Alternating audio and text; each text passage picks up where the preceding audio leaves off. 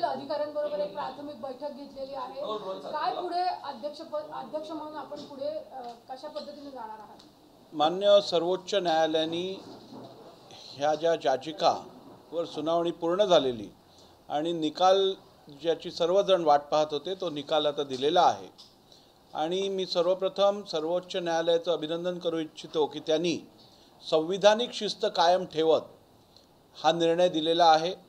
आपल्या सर्वांना माहीत आहे की भारताच्या संविधानामध्ये कार्यकारी मंडळ म्हणजेच एक्झिक्युटिव्ह, लेजिस्लेचर म्हणजेच विधिमंडळ आणि न्यायमंडळ म्हणजे ज्युडिशरी या तिघांनाही आपापल्या कार्यक्षेत्रात राहून आपापल्या दिलेल्या जबाबदाऱ्या पार पाडण्याची मॅन्डेट हे संविधानाने दिलेलं आहे.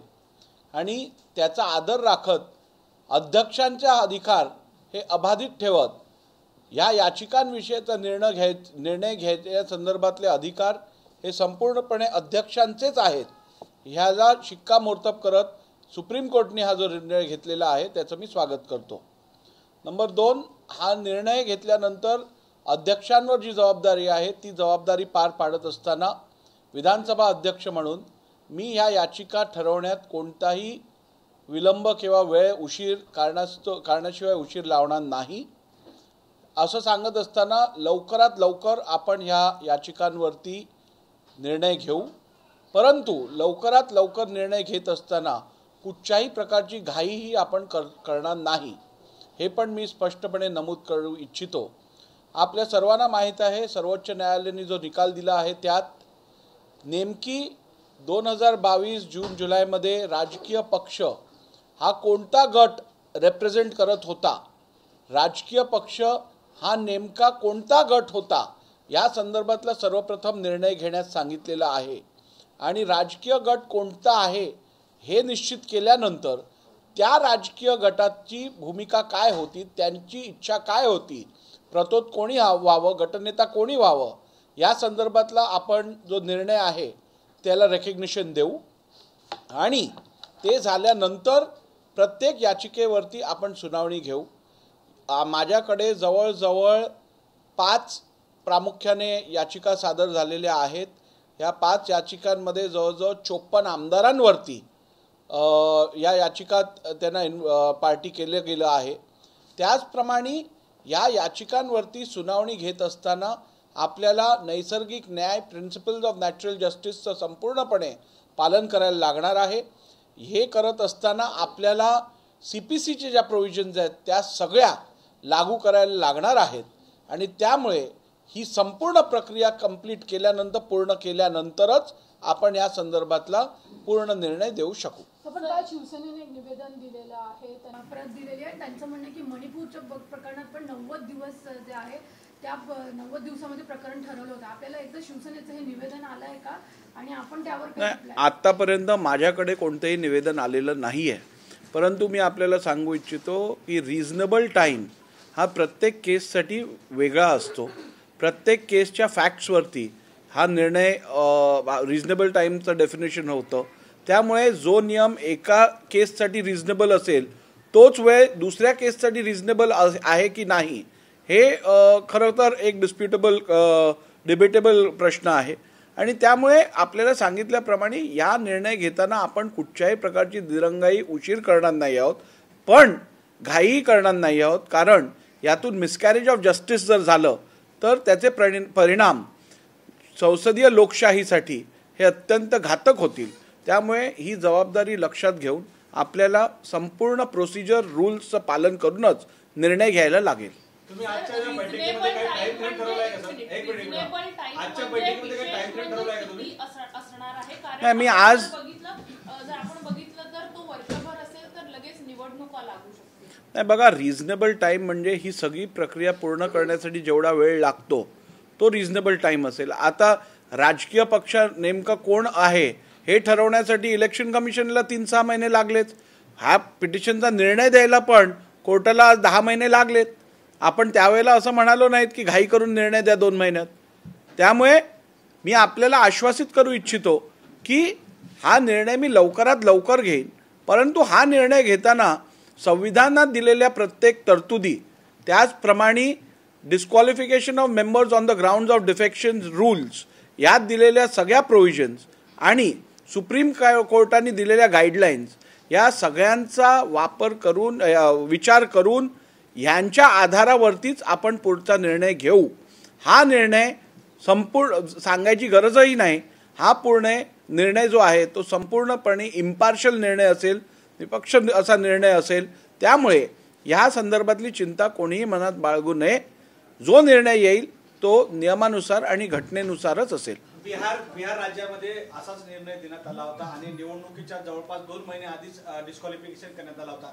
बिहार राज्याची स्टडी करून तसाच निर्णय आपण पण करणार आहे की निवडणुकीच्या जवळच आपण डिस्क्वालिफिकेशन करणार? नाही, तर मला वाटतं अशा प्रश्नाचं काय उत्तर देणार. मी तुम्हाला आत्ताच सांगितलं की जेवढा वेळ कमीत कमी वेळ लागेल तेवढ्या वेळात आपण निर्णय देऊ.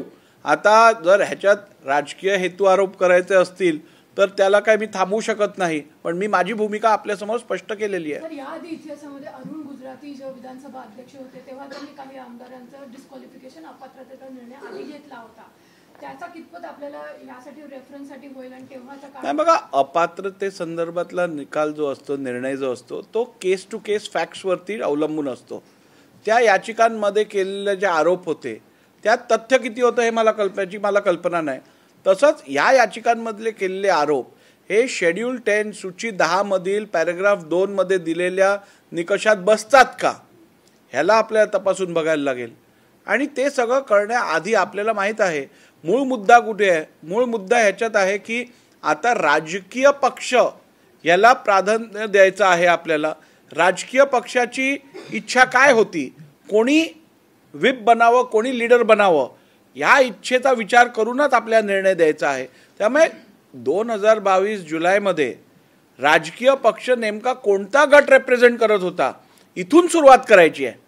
यापूर्वी जे विधानसभेत मी घेतले असलेले निर्णय असतील अथवा माझ्या आधी पीठासीन अधिकाऱ्यांनी जे घेतलेले निर्णय असतील ते विधिमंडळातील बहुतांश आमदार बहुमताने जी निवड करत होते त्या व्यक्तीस आपण प्रतोद आणि गटनेता म्हणून ओळखत होतो. परंतु आता कोर्टाने सांगितलं केवळ लेजिस्लेचर पार्टीची इच्छा नव्हे तर प्राधान्यक्रमावरती आपल्याला पॉलिटिकल पार्टीचा विचार काय होता ह्याचं मत घेऊनच निर्णय करायला लागेल. त्यामुळे पॉलिटिकल पार्टी ही जरी इलेक्शन कमिशन ऑफ इंडियाने आज ठरवली असेल की एकनाथ शिंदे साहेबांचा गट जो आहे तीच ओरिजिनल शिवसेना पॉलिटिकल पार्टी आहे, तो निर्णय हा प्रोस्पेक्टिव्ह आहे, तो रेट्रोस्पेक्टिव्ह नाही आहे. आणि त्यामुळे जुलैमध्ये काय परिस्थिती होती ह्याचं आकलन आणि ह्याचा निर्णय हा अध्यक्षांनी घ्यायचा आहे असं सुप्रीम कोर्टाने नमूद केलेलं आहे. भरत गोगावले यांची व्हीप म्हणून जी निवड आहे तीच बेकायदा ठरवली आहे. म्हणजे सगळ्यात पहिल्यांदा व्हीप जो भरत गोगावले यांनी नेमली त्याच नेमणुकीला जर सुप्रीम कोर्टाने बेकायदेशीर ठरवलं आहे तिथंच कुठेतरी लाईन ड्रॉ करण्यात आलेली आहे की गट कोणता असणार, राजकीय पक्ष कोणता असणार. हे 141 पानांची जजमेंट आहे जी मी संपूर्णपणे वाचलेली आहे. आणि हा जो मिसकन्सेप्शन आहे किंवा गैरसमज आहे तो दूर करणं मला वाटतं अत्यंत आवश्यक आहे. कोर्टाने आपल्या निर्णयात असं सांगितलं आहे की भरत गोगावलेंची निवड ज्याला आपण मान्यता दिलेली ती निवड ही राजकीय पक्षांनी केलेली निवड आहे का ह्या संदर्भातली खातरजमा केली नसल्यामुळे ती निवड इल्लीगल किंवा नियमबाह्य कायदाबाह्य आहे असं कोर्टाने ठरवलेलं आहे. परंतु जर का आपण पूर्ण इन्क्वायरी करून ह्या निकषावरती आलो की राजकीय पक्ष यांची निवड भरत गोगावलेच होती तर मग भरत गोगावलेंना परत रिइन्स्टेट करण्यापासून कोर्टाने आपल्यावर कुठचंही बंधन टाकलेलं नाही आहे. कोर्टाने केवळ एवढंच सांगितलं आहे की राजकीय पक्ष तत्कालीन राजकीय पक्ष कोणता होता ह्याचा तुम्ही अभ्यास करून ह्याच्यावरती निर्णय घ्या आणि तो निर्णय घेतल्यानंतर त्या राजकीय पक्षांनी ज्या व्यक्तीला प्रतोद म्हणून नियुक्त केलं असेल त्याला रेकग्निशन द्या. त्यांनी असं मुळीच सांगितलं नाही आहे की तुम्ही इन्क्वायरी केल्यानंतर तरीही जर भरत गोगावलेच त्या राजकीय पक्षाचे रिप्रेझेंटेटिव्ह किंवा नॉमिनी असतील तरीही त्यांना तुम्ही अपॉइंट करू नका असं म्हटलं नाही आहे. त्यांनी म्हटलं आहे की आपण व्यवस्थित ह्या संदर्भातली इन्क्वायरी करून पॉलिटिकल पार्टी कोणती आहे ह्याच्यावरती निर्णय पहिली घ्या आणि त्या पॉलिटिकल पार्टीच्या डिझायर प्रमाणे इच्छेनुसार आपण व्हिप रेकग्नाइज करा. सर सर्वोच्च न्यायालयामध्ये जे अधिकार आहेत ते मोठ्या खंडपीठाकडे पाठवलेले आहेत याचा तुमच्या निर्णयावर कालावधीवर काही परिणाम होईल का? नाही, काय प्रश्न आहे? रेबिया जे प्रकरण आहे, नबम रेबियाचा जो प्रश्न आहे, नबम रेबियामध्ये या विषया जो लार्जर बेंचकडे रेफर केलेला प्रश्न आहे. नबम रेबिया केसमध्ये ज्या वेळेला पीठासीन अधिकाऱ्यांवरती अविश्वासाची नोटीस दिली जाते त्यावेळेला पीठासीन अधिकाऱ्याला अपात्रतेवरच्या याचिकेंवर निर्णय घेता येत नाही असं जे रुलिंग होतं नबम रेबिया केसमध्ये, ते रेफर केलं गेलं आहे लार्जर बेंचकडे. त्यामुळे ह्या विषयात डायरेक्ट काय त्याचा अडचण येणार नाही ही मॅटर ठरवण्यात किंवा निकालित काढण्यासाठी. सर्वोच्च न्यायालयामध्ये योग्य वेळेत निर्णय देणार, पण संजय राऊत दररोज तुमच्यावरती टीका करतायत. एकंदरीत आज त्यांचं म्हणणं होतं की पक्षांतर करणं हा राहुल नार्वेकरांचा छंद आहे. एकंदरीत आपण संवैधानिक पदावरती अशा प्रकारे नाही, मला वाटतं ह्या विषयाचं आधीही बोललो आहे, तरी आपल्या परत एकदा सांगतो की विधानसभेच्या बाहेर नियमबाह्य घटनाबाह्य वक्तव्यावरती मी लक्ष देत नाही आणि अशा वक्तव्याला काडी मात्र किंमतही देत नाही. खरं तर असं अपेक्षित असतं की एखादी व्यक्ती जेव्हा संविधानिक जबाबदारी पार पाडत असते, पार्लमेंटचे मेंबर असतात, MP असतात, त्यावेळेला त्यांच्याकडनं संविधानाचा मान राखत जबाबदाररित्या संविधानिकरित्या भाष्य करणं अपेक्षित असतं. ज्या वेळेला आपण भाष्य करत असतो आणि ते भाष्य आपण संविधानिक पदावर बसलेल्या व्यक्तीबद्दल करत असतो त्यावेळेला जबाबदारीपूर्वक वक्तव्य करणं हे अपेक्षित असतं. पण मला वाटतं अशी अपेक्षा काही लोकांकडनं ठेवणं व्यर्थ आहे आणि त्यामुळे अशा लोकांना इग्नोर करणं किंवा त्यांनी दिलेल्या भाष्याला महत्त्व न देणं हे लोकशाही आणि आपल्या एकूण कॉन्स्टिट्युशनल फंक्शनिंगसाठी महत्त्वाचं उपयोगी पडेल.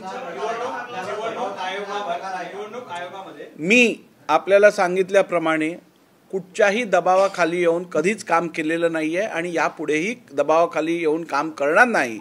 ज्या लोकांना असं वाटत असेल की अध्यक्षांवर वैयक्तिक टीका करून अथवा अध्यक्षांना धमक्या देऊन आपण त्यांच्याकडनं आपल्याला पाहिजे तसा निर्णय घेऊ, तर तसं वाटल्यानं ज्या लोकांना वाटतं त्यांना मी आपल्यामार्फत सांगू इच्छितो की ही त्यांच्या आयुष्यातली सर्वात मोठा गैरसमज असेल. अध्यक्ष कधीही दबावाखाली निर्णय घेणार नाहीत. निवडणूक आयोगामध्ये निकाल जरी एकनाथ शिंदे यांच्या बाबत पक्षाचा दिला असेल, परंतु सर्वोच्च न्यायालयामध्ये हा निकाल बाजू आहे की पक्ष कोणाचा. पक्ष काल ज्याप्रमाणे सुनावणी झाली त्याच्यामध्ये एक स्पष्ट करण्यात आलं होतं की उद्धव ठाकरेंनी राजीनामा जर दिला नसेल तर त्यांना आम्ही परत मुख्यमंत्री करता आलं असतं. या माध्यमातून आणि व्हीप बाबतही त्यांनी केला. या माध्यमातून जर सर्वोच्च न्यायालयाचं जे नोटीस निवडणूक आयोगाकडे दाखल केलं आणि त्यांनी म्हटलं की तोच उद्धव ठाकरेंचा पक्ष आहे, तर त्यानंतर मात्र डिस्क्वालिफिकेशनच्या कारवाईवर काही प्रभाव पडेल असं वाटतं? नाही, डिस्क्वालिफिकेशनची कारवाई या संदर्भातले निर्णय हे अध्यक्षांनी घ्यायचे आहेत. एकूण राजकीय पक्ष कोणता होता त्यावेळेला हा पण निर्णय अध्यक्षांनीच घ्यायचा आहे. मी ह्याच्यातली तुम्हाला सिक्वेन्स सांगितलेला आहे की सर्वप्रथम राजकीय पक्ष त्यावेळेला कोण रेप्रेझेंट करत होतं यावरती मी निर्णय घेणार आहे. तो निर्णय झाल्यानंतर त्या राजकीय पक्षांनी कोणाला व्हिप म्हणून अपॉइंट केलं त्याला रेकग्निशन मी परत देणार आहे आणि ते झाल्यानंतर याचिका ज्या दाखल झालेल्या आहेत त्या याचिकांवरती मेरिट बेसिसवरती आपण निर्णय घेणार आहोत. पण कोर्टाने असं सांगितलेलं आहे की जुलैमध्ये जी मूळ संविधान होतं पक्षाचं शिवसेना ते तुम्हाला ग्राह्य धरायचं आहे. बरोबर आहे ना. त्यानुसार पक्षप्रमुख हे उद्धव ठाकरे आणि उद्धव ठाकरेंकडे सगळे अधिकार होते. पक्ष संविधान जे इलेक्शन कमिशनकडे पक्षाच्या संविधानाची प्रत आहे ती आम्ही मागवून त्याचा अभ्यास करून त्या संविधानात दिलेल्या तरतुदीनुसार निवडणुका झाल्या आहेत का, त्या संविधानात दिलेल्या तरतुदीनुसार त्या पक्षाचं कार्य चालत आहे का, इलेक्शन कमिशनचे जे नियम आहेत त्या अनुसार ते संविधान आहे का, या सगळ्या बाबींचा तपास करून आम्ही पुढचा निर्णय घेऊ. मला 1 वर्ष लागेल. तुमच्याकडे काय वेळ स्पॅनचा नेमका काय अंदाज असेल वेळपत्रिका तुम्ही द्या, त्याच्याप्रमाणे चालायचा प्रयत्न करू.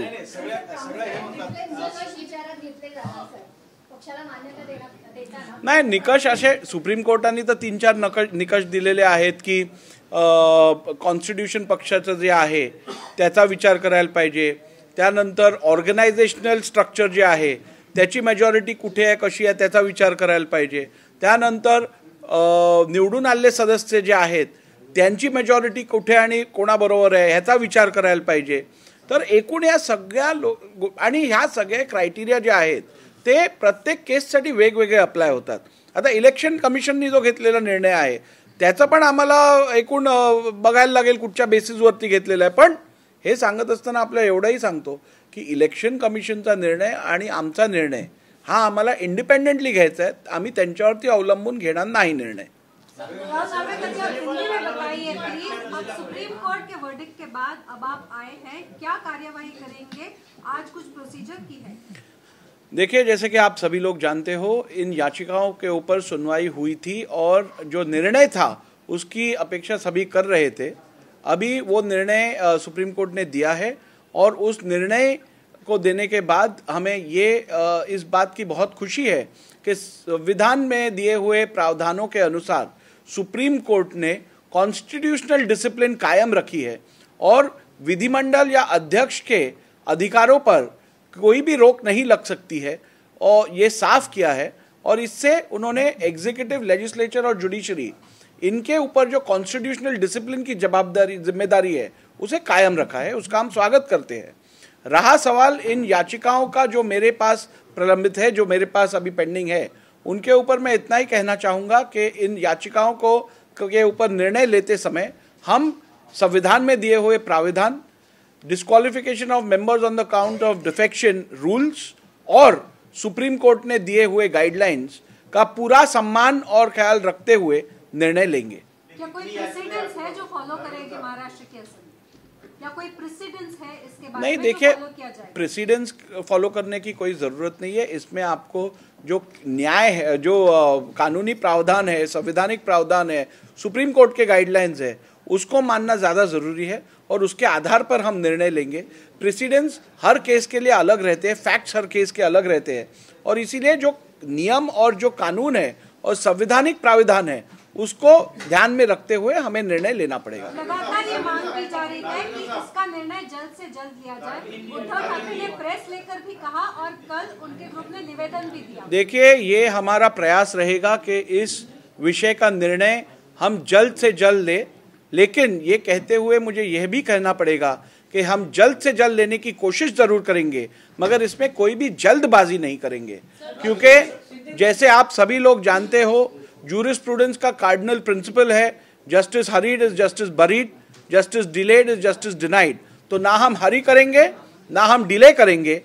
सभी हमारे जो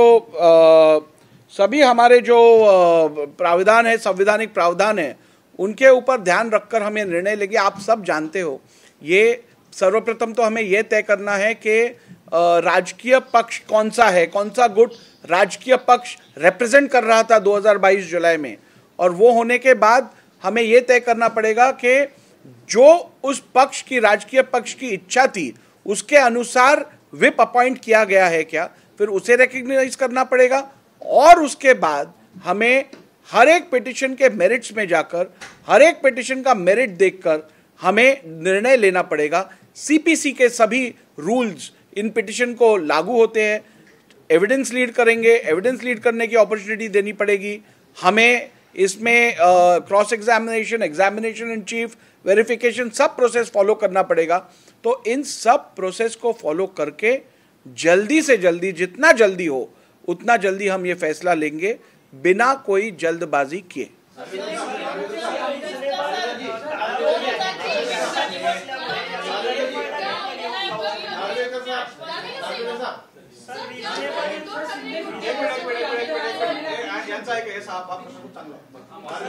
सर, रीजनेबल कालावधीची व्याख्याच नसल्यामुळे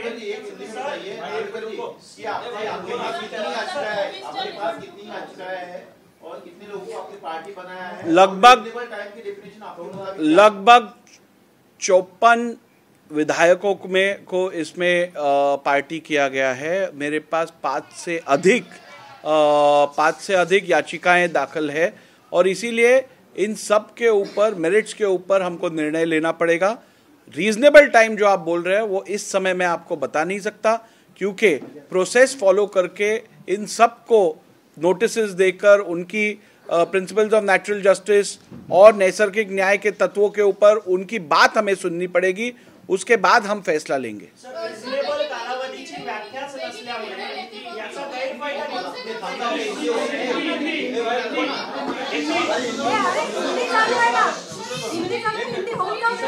रिजनेबल कालावधीची व्याख्याच नसल्यामुळे सर ये निर्णय लेते वक्त कौन से मुद्दों को टेक्निकली विचार करना काफी महत्वपूर्ण रहेगा? नहीं, मैंने अभी आपसे बताया प्रायोरिटी और या फिर सीक्वेंस कैसे रहेगा। पहले तो हमें पॉलिटिकल पार्टी कौन सी उस समय रिप्रेजेंट कर रही थी उसके बारे में निर्णय लेना पड़ेगा। उद्धव ठाकरे जी जो ग्रुप रिप्रेजेंट कर रहे हैं या एकनाथ शिंदे जी जो ग्रुप रिप्रेजेंट कर रहे हैं, उनमें से कौन सा ग्रुप अधिकृत पार्टी रिप्रेजेंट कर रहा था, उस विषय में हमको पहले निर्णय लेना पड़ेगा। और उसके बाद हमें ये निर्णय लेना पड़ेगा कि उस पॉलिटिकल पार्टी का डिज़ायर कौन विप बने इसमें था, उनकी इच्छा क्या थी, किसको विप बनाना उनकी इच्छा थी, ये तय करना पड़ेगा। विप रिकग्नाइज करने के बाद हर याचिकाओं के ऊपर हमें निर्णय लेना पड़ेगा। ये निर्णय संविधान में दिए हुए सभी प्रावधानों को ध्यान में रखते हुए, उसके साथ ही disqualification of members on the grounds of defection rules जो है उसको ध्यान में रखते हुए, और सुप्रीम कोर्ट की जो अभी गाइडलाइंस आई है उनका पूरा विचार करके ये निर्णय हम लेंगे। सीपीसी के सभी प्रोविजन इसमें एप्लीकेबल होंगे, जैसे मैंने अभी आपको बताया।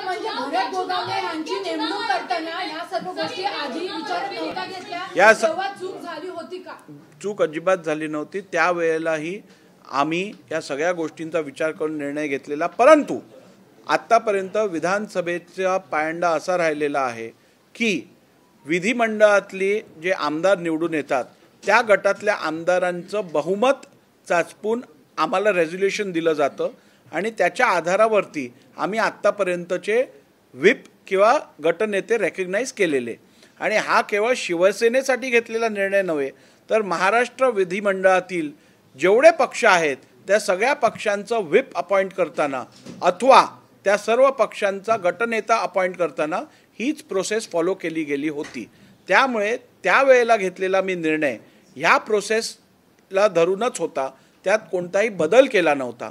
आता सुप्रीम कोर्टाने असं सांगितलं आहे की आपण हा निर्णय घेत असताना निश्चितपणे राजकीय पक्षाची इच्छा काय होती ह्याचा विचार पण करणं अत्यंत आवश्यक आहे आणि त्या विचारानुसारच आपण रेकग्निशन द्यावं। आणि म्हणून आता आपण राजकीय पक्षासंदर्भातलाही निर्णय घेणार आहोत।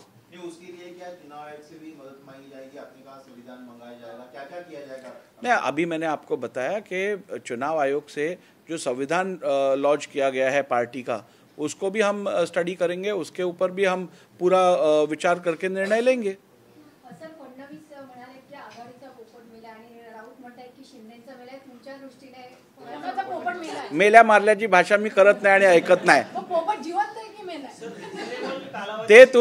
ते तुम्ही जाऊन पक्षी झू मध्ये जाऊन बघा जिवंत आहे मेला काय।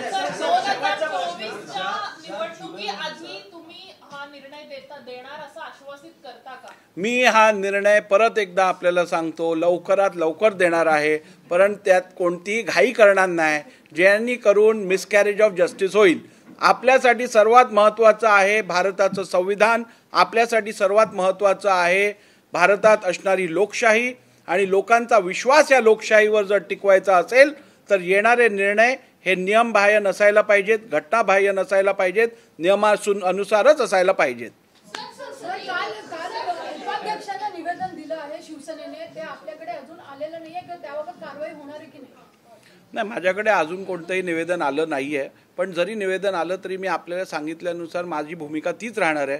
मी विधानसभा अध्यक्ष म्हणून हे काम करत असताना, हा निर्णय घेत असताना निपक्षपणे आणि अगदी इम्पार्शली हा निर्णय घेईन एवढं मी आपल्याला आश्वासित करू इच्छितो। हे तर खरं सांगण्याचीही गरज नाही, परंतु आपल्या माध्यमातून महाराष्ट्रातल्या आणि देशातल्या सर्व नागरिकांना मी हे आश्वासित करतो, हा निर्णय नियमबाह्य नसेल, घटनाबाह्य नसेल आणि कुठचाही पक्षपात न करता हा निर्णय घेतला जाईल। जुलै महिन्याचा जो उल्लेख झाला, जुलै महिन्याचा जो उल्लेख झाला सगळ्यांमध्ये त्या महिन्यामध्ये पार्टीतला स्प्लिट ऑलमोस्ट क्लिअर असं दिसत होतं जुलै महिन्यापासून. त्यानंतर पुढे सगळं सत्याहत्तर भेटलं.